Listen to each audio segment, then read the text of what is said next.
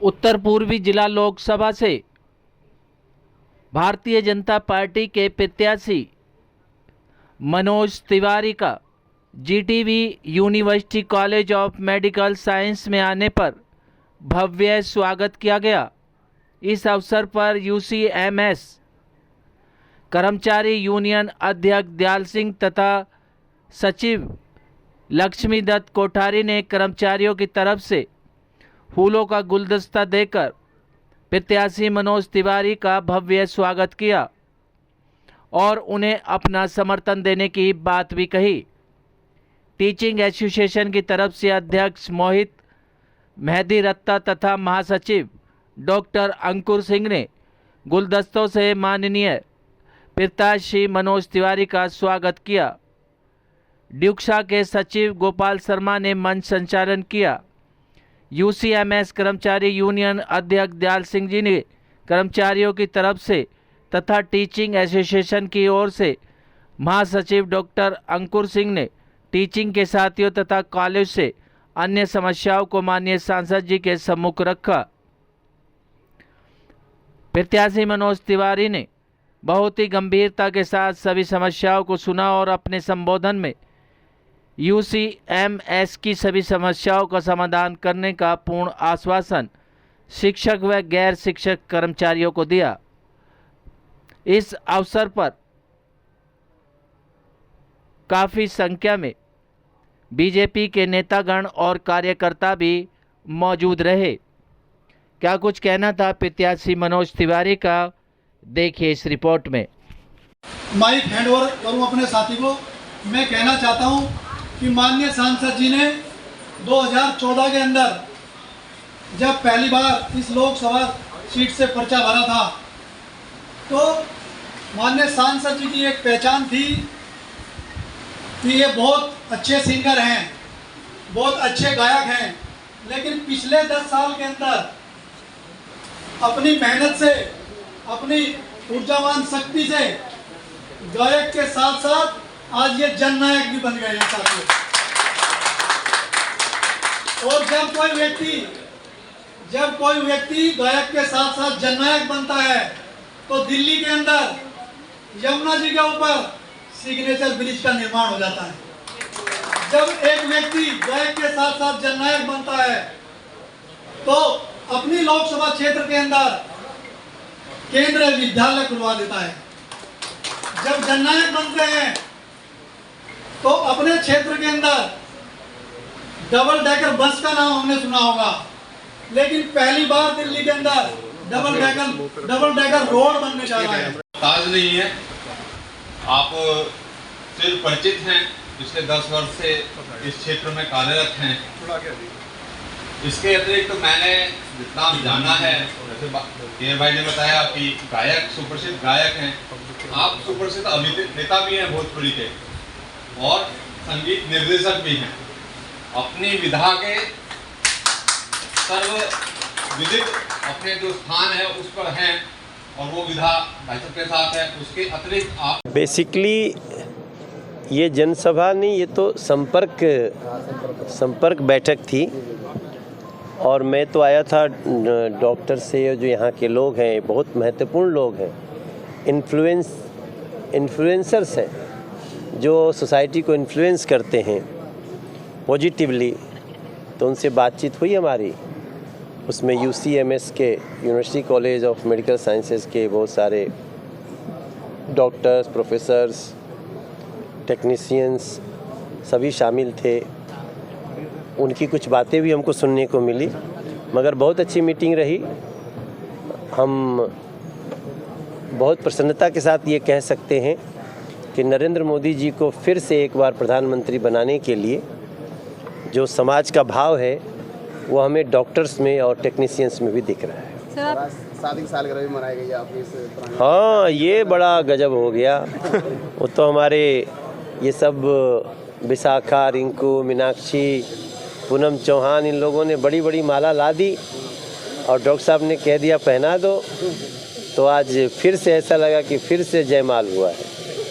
आज हमारी शादी की सालगिरह है और ये सब कुछ ऐसी बात होती है जिसमें आदमी बहुत टच्ड फील करता है। Thank you for this moment. Sir, आपकी सरकार ने 400 पार का नारा दिया, ये आंकड़ा अपने आप में बहुत बड़ा है, आप कैसे इस आंकड़े को अचीव करेंगे? नहीं, 353 तो हम ला चुके हैं पहले, तो 353 ला दिए, तो अब तो खाली 48 की देरी है। 48 आएगा तो 400 पार हो जाएगा। तो जो 353 ला सकता है 543 में, तो 543 में फिर भी हम 143 छोड़ रहे हैं। मुझे लगता है देश की जनता कह रही है कि 143 भी क्यों छोड़ें, किसके भरोसे छोड़ें? क्या उनके भरोसे छोड़ें जो लोग भारत तेरे टुकड़े होंगे इंशाल्लाह इंशाल्लाह कह के चुनाव लड़ने आते हैं? क्या उनके भरोसे छोड़ें जो भारत की सेना को गाली देते हैं? क्या उनके भरोसे छोड़ें जो लोग मुख्यमंत्री पद पे रहते हुए भी जेल में जाने वाला काम करते हैं?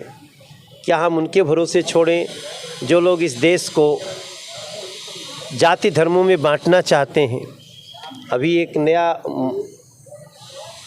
कांग्रेस ने एक मैनिफेस्टो दिया है कि इस देश के लोगों की संपत्ति की जांच कराई जाएगी और जिनकी संपत्ति ज़्यादा होगी वो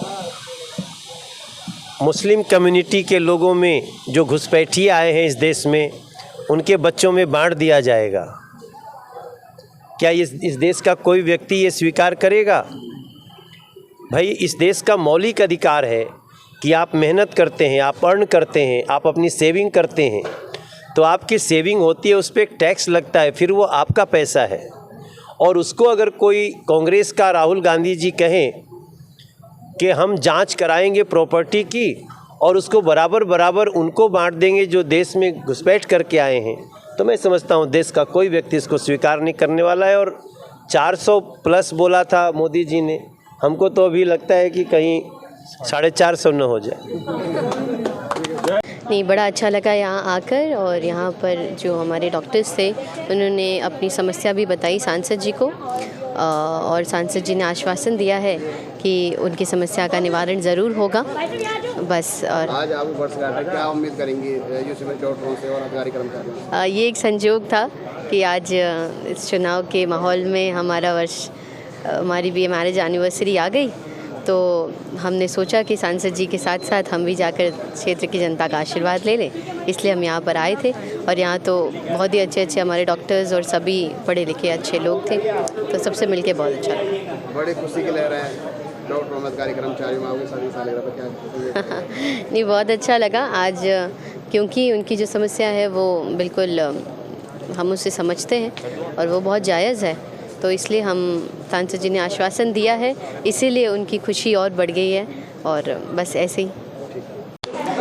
नमस्कार, मैं डॉक्टर ममता ठाकुर IMS दिल्ली ब्रांच की सेक्रेटरी हूँ और डॉक्टर सेल की संयोजक भी हूँ।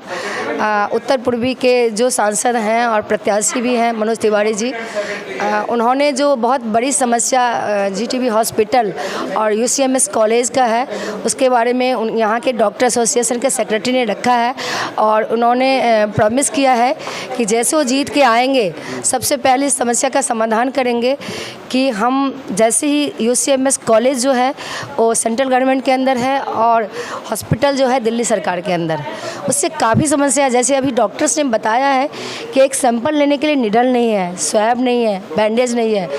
आज इतना बड़ा हॉस्पिटल जिसके पास कॉलेज है, जिसका किसी ज़माने में 3rd प्लेस पे नाम था, उस हॉस्पिटल के अंदर जिसको हम पूर्वी दिल्ली के एम्स कहते हैं, और उसमें आज एक निडल नहीं है, गॉज नहीं है ड्रेसिंग के लिए। बहुत शर्म की बात है। मेरे ख्याल से हम सबको मिलके एसोसिएशन सांसद जीत के आए और मनोज जी के माध्यम से ये बात सरकार तक जाए कि इतनी बड़ी समस्या का समाधान करें, क्योंकि जब पेशेंट आते हैं और उनको सुविधा नहीं मिलती, इतना बड़ी पुराने हॉस्पिटल में एक MRI नहीं है, छोटी सी चीज़ नहीं है, और कोई हेड इंजरी के पेशेंट आए बेहोशी के हाल में, हम कहते हैं भाई यहाँ इलाज नहीं होगा, आप कहीं और ले जाओ। उस समय ऑब्वियस सी बात है कि मरीज़ के जो अटेंडेंट है उनको गुस्सा आता है, उनको समझ नहीं आता कि ये अवेलेबल नहीं है तो क्या करेंगे, कैसे इलाज करेंगे। उस समय वायलेंस होती है और डॉक्टर्स की जान खतरे में होती है। तो हम चाहते हैं कि मनोज जी जीत के आए, उनको शुभकामना। और जो इस हॉस्पिटल की बड़ी समस्या है, 2 जगह बंटने की समस्या को समाधान करें, UCMS को हॉस्पिटल के अंदर ही रहने दे, जिससे कि जो डॉक्टर्स स्टाफ काम करने वाले हैं 2000 से ज़्यादा, उनकी रोजी रोटी बने रहे, अच्छे से काम कर पाए और मन से काम कर। बहुत बहुत धन्यवाद। वैद्य बाबूराम वर्मा, 15 सालों का इलाज का भरोसा। हमारे यहाँ आयुर्वेदिक औषधियों के द्वारा सभी बीमारियों का सुविधाजनक इलाज किया जाता है, जैसे खांसी, सांस, दमा, बुखार, टाइफाइड, मलेरिया, पीलिया, बवासीर, शुगर, हेपेटाइटिस, खूनी बवासीर, पिरमे, श्वसन लघु शंका आदि का इलाज आयुर्वेदिक पद्धति द्वारा किया जाता है। इसके अलावा सभी बीमारियों की जांच भी तसल्ली बख्श की जाती है, जैसे अल्ट्रासाउंड, एक्सरे, ईसीजी, रक्त, मलमूत्र, वीर्य की जांच इत्यादि। हमारे यहाँ दिल्ली सरकार द्वारा टीकाकरण, टीबी का इलाज व जांच मुफ्त की जाती है। हमारा पता है वैद्य बाबूराम वर्मा चैरिटेबल सोसाइटी, 329 गली number 9, Mandoli extension, near Nand Nagri bus depot के सामने, दिल्ली 93। आप हमारे नंबरों पर भी संपर्क कर सकते हैं। हमारे फ़ोन नंबर हैं 9213329205, 9211478312, 9910418312। आप हमारे चैनल पर भी दिए गए नंबरों पर भी संपर्क कर सकते हैं। हमारा फ़ोन नंबर है 8506973234।